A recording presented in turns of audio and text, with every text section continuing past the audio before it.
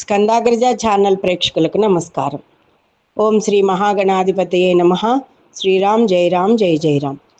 శ్రావణ మాస మహత్యం గురించి స్కాంద పురాణంలో అనేక విషయాలు చెప్పడం జరిగింది.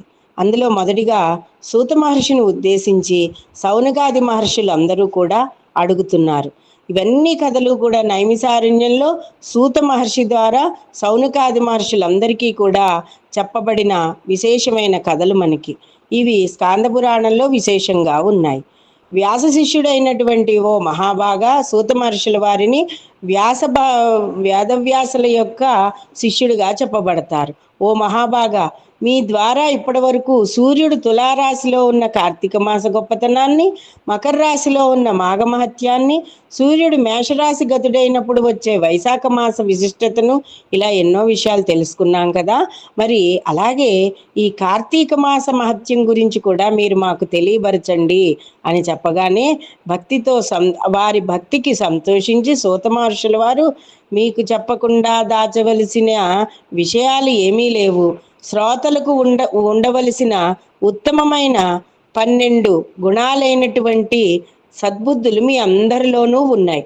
ఆ గుణాలు ఏమిటంటే డాంబికం లేకపోవడం, ఆస్తిక బుద్ధి, శటుని వలె లేకపోవడం, భక్తి లేకపోవడం, గురుభక్తి లేకపోవడం, గురు శుశ్రూష చెయ్యకపోవడం, వినయం లేకపోవడం, బ్రహ్మణత్వం లేకపోవడం, మంచి శీలం లేకపోవడం, దృఢత్వం లేకపోవడం, శుచి లేకపోవడం, శుభ్రత, తపస్సు లేకపోవడం, అసూయ లేకపోవడం అనేవి, ఇవన్నీ లేని వాళ్ళు ఎవరైతే ఉన్నారో వీరికి ఎటువంటి ధర్మబద్ధమైన విషయాలు కూడా చెప్పడం అనవసరం. వీరు మూర్ఖులతో సమానం. ఇవన్నీ కూడా ఈ ఉత్తమమైన 12 లక్షణాలు ఉన్నవారందరికీ కూడా ఈ ధర్మ విషయాలన్నీ కూడా చెప్పవచ్చు అని చెప్తున్నారు. సనత్ కుమార్ మహర్షి ఇదే విషయాన్ని మరోసారి, దేవదేవ మహాభాగా, మీ ద్వారా ఎన్నో వ్రత ధర్మాలన్నీ విన్నాము, వ్రతాలు ఎలా చేసుకోవాలో కూడా తెలుసుకున్నాము, కానీ ఈ శ్రావణ మాస విషయాలు కూడా మాకు తెలియపరచండి అని సూత మహర్షుల వారిని అడగగా, అసలు శ్రావణ మాసం అనే పేరు ఎలా వచ్చింది అని ఇక్కడి నుంచి చెప్పడం ప్రారంభించారు సూత మహర్షుల వారు. ఈశ్వరుడు చెప్తున్నాడు, ఓ బ్రహ్మకుమారా, సనత్ కుమార్ మహర్షి ఇదే విషయాన్ని భగవంతుణ్ణి కూడా ఈశ్వరుణ్ణే అడగడం జరిగింది. ఈశ్వరుణ్ణి అడిగిన లోకానుగ్రహం కోసం ఈశ్వరుడి ద్వారా సనత్ కుమారుడు కూడా తెలుసుకున్నాడు. ఓ బ్రహ్మకుమార, సుశ్రుతితో కూడిన నీ భక్తికి ప్రీతుడైన ఎంతో రహస్యమైనటువంటి ఆ విషయాలను తెలియజేస్తున్నాను. ఇక్కడ సనత్ కుమారుల వారు పరమేశ్వరుని అడగడం, అలాగే ఆ తద్వారా సూత మహర్షుల వారు సౌనకాది మహర్షులకు చెప్పడం జరిగింది.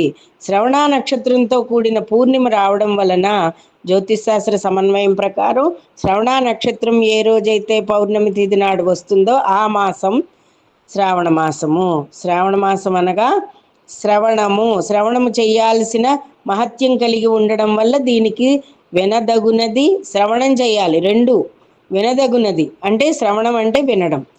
ఈ శ్రావణ మాసం స్వచ్ఛతలో ఆకాశము వంటిది. అందుకే స్వచ్ఛతలో ఆకాశం వంటిది. ఆకాశం నిర్మలంగా ఉంటుంది. మేఘాలు వచ్చినప్పుడు, వర్షం పడినప్పుడు ఇవన్నీ నిర్మలత్వంతో కూడినే ఉంటాయి. అయితే ఈ మాసంలో చేయాల్సిన వ్రతములేంటి, ధర్మములేమిటి అని ఒక్కొక్కటి అడగగా, ఇవి చెప్పలేక బ్రహ్మదేవుడు చతుర్ముఖుడైనట్ట. ఒక్క ముఖంతో శ్రావణ మాస మహత్యాన్ని చెప్పలేక బ్రహ్మ చతుర్ముఖుడయ్యాడు అని చెప్పడంతో చాలా ఆశ్చర్యం అనిపించిందిట.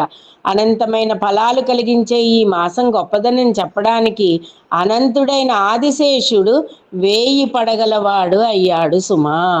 ఒక్క మాటలో చెప్పాలంటే ఈ మాస మహత్యాన్ని సంపూర్ణంగా ఎవ్వరూ కూడా ఒక మాటలో కానీ కొంచెం సమయంలో కానీ ఈ విశిష్టతని చెప్పలేరు. శ్రావణ మాసంలో ఒక వారం ఏమిటి, ఒక తిథి ఏమిటి, ఒక రోజు ఏమిటి, అన్నీ కూడా చాలా అతిశయోక్తిగా నేను చెప్పడం లేదు సుమా. ఆర్తులు, జిజ్ఞాసులు, అర్ధార్థులు, ముముక్షులు అనబడే 4 విధములుగా ఉన్నవారందరూ కూడా ఈ మాసం వ్రతపాలన చెయ్యాలి. ఎలా చేయాలండి అంటే, కార్తీక మాసం కానీ మాఘమాసం కానీ నక్తావ్రతము ఎలా చేస్తారో ఈ శ్రావణ మాసం కూడా నక్తావ్రతము చెయ్యాలి. అలాగే కనీసం ఇవి చెయ్యలేని వారు ఏ రోజైతే ప్రత్యేక పర్వదినం ఇంకా కూడి ఉన్నదో ఆ రోజునన్నా చెయ్యాలి. ప్రధాన పూజలు ఏవేమిటి? మంగళగౌరి వ్రతం, వరలక్ష్మి వ్రతం, జంధ్యాల పూర్ణిమ, కృష్ణాష్టమి, కార్ మా శ్రావణ సోమవారములు, శ్రావణ శనివారములు ఇవన్నీ కూడా చెప్పబడ్డాయి. దీంతో పాటుగా శీతలా సప్తమి కూడా చెప్పబడింది, స్కంద షష్ఠి చెప్పబడింది, అలాగే నాగుల పంచమి చెప్పబడింది, నాగుల చవితి చెప్పబడింది. ఇవన్నీ కూడా ఎన్నో చెప్పబడ్డాయి. సకల పాపాలను హరించే మాసంగా ఈ శ్రావణ మాసం చెప్పబడింది. పరమేశ్వర, నిన్ను పూజించడం వల్ల పంచాయతను పూజినట్లు చేసినట్లు అవుతుంది కదా. మరి శివుడవు నీ ఎడమ తొడపై శక్తి స్వరూపిణైన అంబిక కూర్చుని ఉండగా కుడివైపు ముచ్చట గొలుపుతూ గణపతి దర్శనమిస్తున్నాడు.